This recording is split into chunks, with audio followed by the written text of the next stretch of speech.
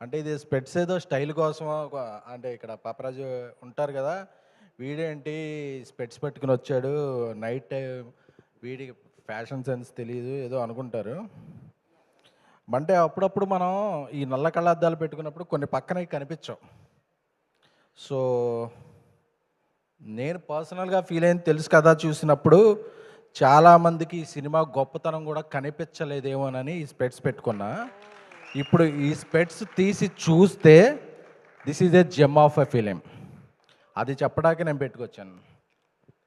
బా సార్, ఈ ఒక్క కళ్ళద్దాల వెనక ఇంత కథ ఉంది అని తెలిసింది.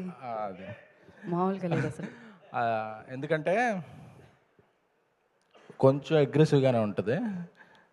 మాది కూడా రాడికల్ లవ్ స్టోరీ సార్, పర్లేదు. అంటే మనం కొంతమంది కొన్ని రకాలుగా చూస్తుంటాం.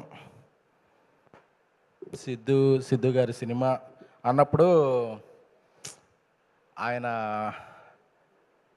అమ్మాయిల మీద డైలాగ్ వేస్తాడు, యూత్ పరంగా ఏదో ఒక కసువర్డ్ యూజ్ చేస్తాడు అని చేస్తాడు. కానీ ఎంతోమంది హీరోలు చేయలేని పని ఆయన పీక్లో ఉన్నప్పుడు ఒక మహిళా దర్శకురాలికి డెబ్యూట్ సినిమా ఛాన్స్ ఇచ్చాడు. This is the greatness of first greatness of Siddhu గారు.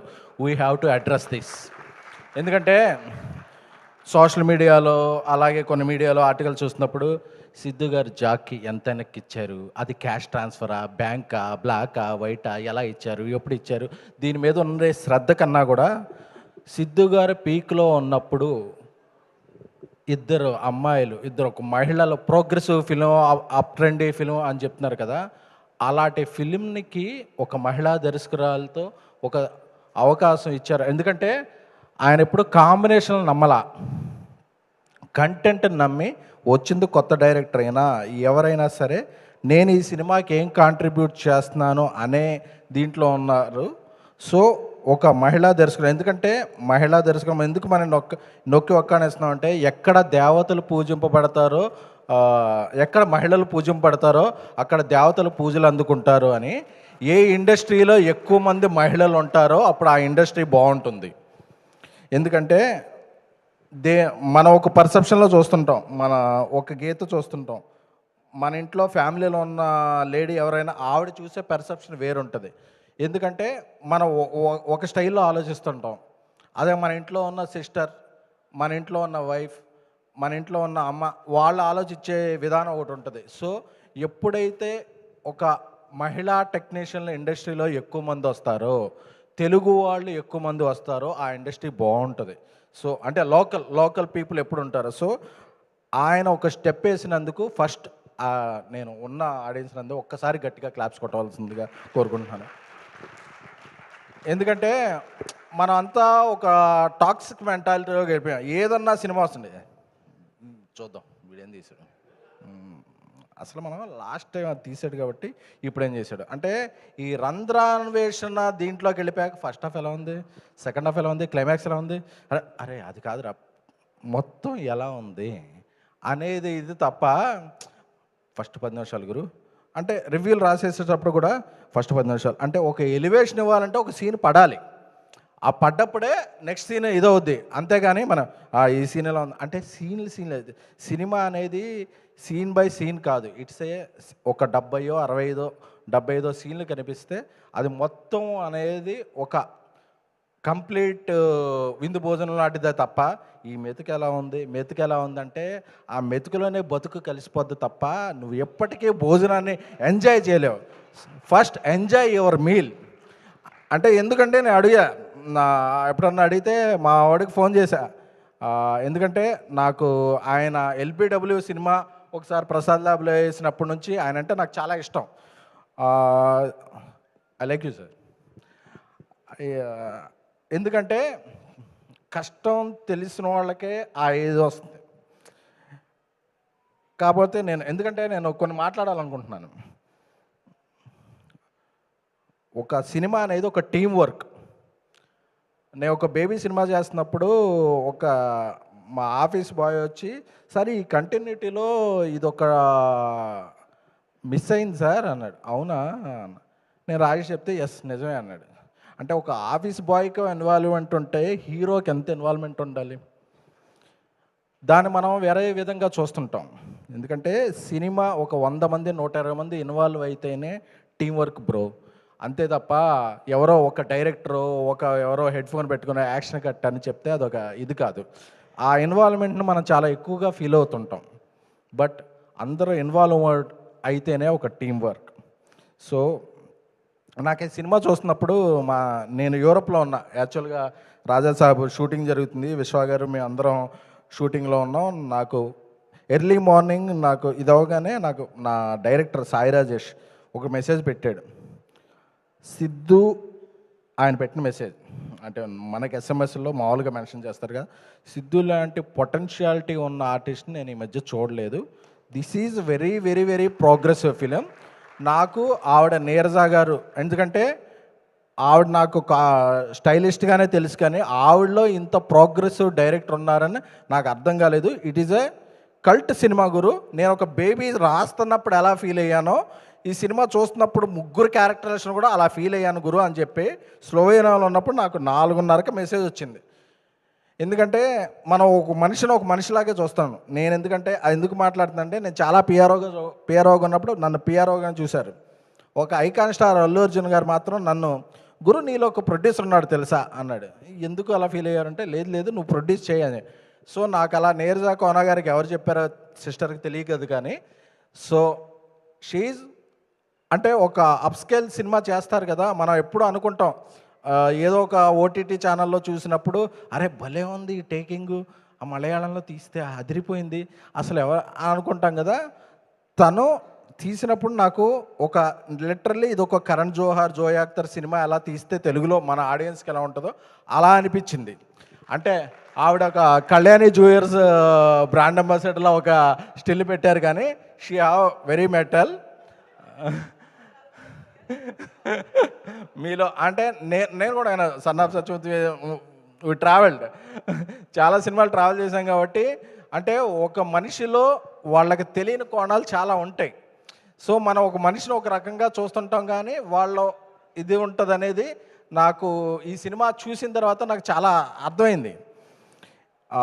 అందుకనే I would like to congratulate Neeraja Kona garu. మీలాంటి ఎన్నో మంచి సినిమాలు తీయాలి. అలాగే తమ్ముడు బ్రదర్ హర్ష, ఎందుకంటే ఒక సినిమాని తను నమ్మితే ఒక పిఆర్ఓ లాగా పనిచేస్తాడు, యాక్టర్గా. అన్న అసలు ఆ సినిమా వచ్చింది మేము ఎన్నో సిట్టింగ్లు అదే చెప్పకూడదా, చెప్పచ్చుగా, అదే ఎన్నో సిట్టింగ్లో ఉన్నప్పుడు అన్న అసలు తెలుసు కదా ఉంది అసలు వస్తుంది కదా అని చెప్పి చాలా చెప్పేవాడు. అలాగే తమన్ మ్యూజిక్ డైరెక్టర్, అంటే నాకు తెలిసి దీపావళికి చాలా సినిమాలు వచ్చి ఉండొచ్చు, ఇన్ని చార్ట్ బస్టర్ సాంగ్స్ ఉన్న సినిమా అయితే మాత్రం తెలుసు కదా. ఎందుకంటే ఒక మల్లికా గంధ సాంగ్ అయితే ఏంటి, వేరే సాంగ్లు ఏంటి అన్నీ మాస్టర్ చేశారు. ఒక మహిళా కొరియోగ్రాఫర్ రామ్జోగి గారు అద్భుతమైన సాంగ్ చేశారు, కాసల్ శ్యామ్ గారు అద్భుతమైన సాంగ్ చేశారు. అప్పుడప్పుడు మైత్రి శశి గారు రూడ్గా కనిపిస్తారు, కానీ is dude, is cool dude. So అలా ఇక్కడ మన బండ్ల గణేష్ గారు ఉన్నారు. సో ఆయన ఇప్పుడు ఏం మాట్లాడతారో ఎవరికి తగులుద్దో అని చెప్పి టెన్షన్ అవుతుంటుంది. బట్ అన్న ఒక మేధావి యొక్క మౌనం దేశానికి ప్రమాదకరం అని ఠాగూర్ సినిమాలో చిరంజీవి గారు చెప్పారు. సో ఒక మీలాంటి ప్రొడ్యూసర్ ప్రొడక్షన్కి దూరంగా ఉండటం ఇండస్ట్రీకి ప్రమాదకరం. అందుకని మీరు ఎన్నో మంచి సినిమాలు చేయాలి, పెద్ద సినిమాలు చేయాలి, కాంబినేషన్లు చేయాలి అని చెప్పి మేము కోరుకుంటున్నాం. ఎందుకంటే నేను చాలాసార్లు కళ్యాణ్ బాబు అభిమానిగా చూస్తున్నప్పుడు ఎప్పుడు గబ్బర్ సింగ్ స్టార్ట్ అయినప్పటి నుంచి ఎలా ఉంటుంది తమ్ముడు అదే పగిలిపోతే అని బీప్ అని చెప్పేవాడు ఆయన. సో అది మేము మా ఏలూరులో అందరు ఫ్యాన్స్ అందరికీ చెప్పి అన్న గణేష్ అని చెప్పాడు ఈ సినిమా వేరే.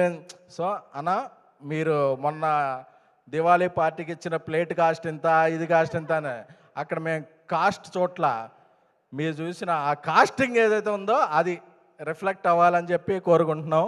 అలాగే కోన వెంకట్ గారు, అంటే ఆయన సపోర్ట్, ఆయన మంచి మనసు అందరికీ తెలుసు.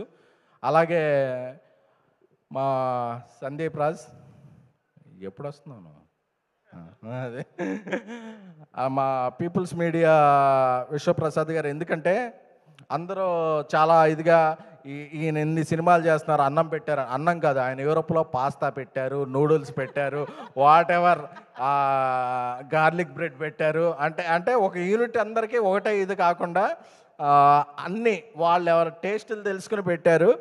ఎందుకంటే ఇండస్ట్రీలో ఎప్పుడూ కూడా ఒక ఫ్యామిలీలో ఒక తండ్రి బాగుంటే ఫ్యామిలీ బాగుంటుంది, అలాగే ఇండస్ట్రీలో ఒక ప్రొడ్యూసర్ బాగుంటే ఇండస్ట్రీ బాగుంటుంది. అలాగా ఈ సినిమాకి నేను ఎంత పెట్టానో, ఎంత వచ్చింది, దీన్ని ఎలా అమ్ముకున్నాను, క్యాలిక్యులేషన్లు ఎప్పుడూ ఆయన చూసుకోవాలి. ఆయనకి సినిమా అంటే అమ్మకం కాదు, నమ్మకం. సో అలాంటి నమ్మకం ఉన్న ప్రొడ్యూసర్ ఎవరంటే విశ్వప్రసాద్ గారు. ఆయన విజన్ వేరు. ఎందుకంటే ఎప్పుడు కూడా ఈ సినిమాకి ఇంత పెట్టేసుకుంటే ఇంత వచ్చేద్ది, మనం ఇలా తీసుకుందాం అన్నది కాదు. నాకేం వచ్చినా ఏమొచ్చు, I have to make quality films అని చేస్తున్నారు. కాబట్టే రేపు మధ్యాహ్నం తర్వాత రాజాసాబ్ పోస్టర్ వస్తుంది, బర్త్డే స్పెషల్ పోస్టర్. ఆ పోస్టర్ రాగానే జనవరి 9న ఆ సినిమా సాధించే సంచలనాలు ఏంటో అందరికీ ఒక గ్లింప్స్ వచ్చేస్తుంది అనమాట. సో అలాంటి విశ్వప్రసాద్ గారు బాగుండాలి, పీపుల్స్ మీడియా ఫ్యాక్టరీ బాగుండాలి అని కోరుకుంటున్నాను. అలాగే ఈ సినిమాకి ఇక్కడ చూస్తుంటే బాగుంది, విఎస్ అని వంశీ శేఖర్ అని ఒక ఎంబ్లం వేశారు.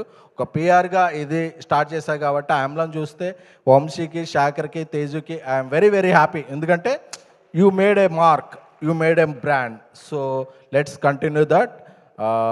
సో ఫైనల్గా ముగించే ముందు చెప్పదలుచుకుంది ఏంటంటే, సినిమా చాలా బాగుంది. అంటే మనం ఈ సినిమా గురించి కొన్ని వర్డ్స్ వింటున్నాం, సరోగసి అని, అప్ ట్రెండ్ ఫిల్ అని, ఇలాంటివన్నీ వాడుతుంటే మన మాస్ అనుకుంటారు, ఓహో ఇది మాది కాదే, ఇది కాదు, పక్కా మాస్ సినిమా. ఇద్దరు అమ్మాయిల మధ్య ఒక కుర్రోడు, అది మన టిల్లు చిక్కుకుంటే ఎలా ఫేస్ చేస్తాడు అనే చేసే సినిమా. అంటే మనం ఒక సాఫ్ట్ టైటిల్, అంటే ఒక అగ్రెసివ్ టైటిల్ పెట్టినప్పుడు మన ఇంపాక్ట్ ఇది మనం చూసేలేము. అంటే ఒక సాఫ్ట్ టైటిల్ పెట్టాం కదా అని చెప్పి మీరు తెలుసు కదా అని మీకు తెలుసు అనుకుంటున్నారా? మీకు ఎవరికీ తెలియదు, చూసిన వాళ్ళకే తెలుస్తుంది, చూసిన వాళ్ళకే ఈ సినిమా తెలుస్తుంది.